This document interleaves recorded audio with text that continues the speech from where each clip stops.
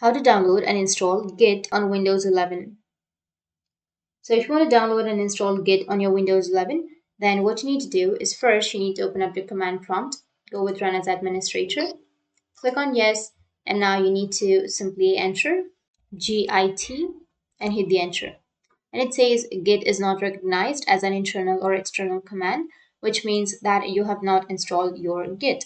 So if you want to download and install your Git, then what you need to do is just open up your browser. Once you open up your browser, now you just need to simply go with search and search for Git. And here you will have the first link. You just need to simply go with it. Now this is the official website or the Git website. Here we can find the latest version, and the current latest Git is 2.47.0.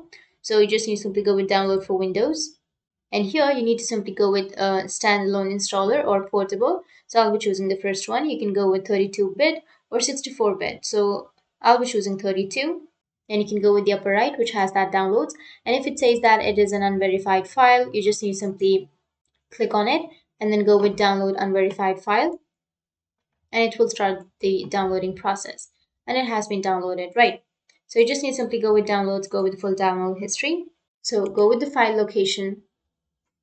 Now, once you're under the file location, what you need to do is you just need to simply drag it to your desktop. Once you drag that, now you need to double click on it and click on yes.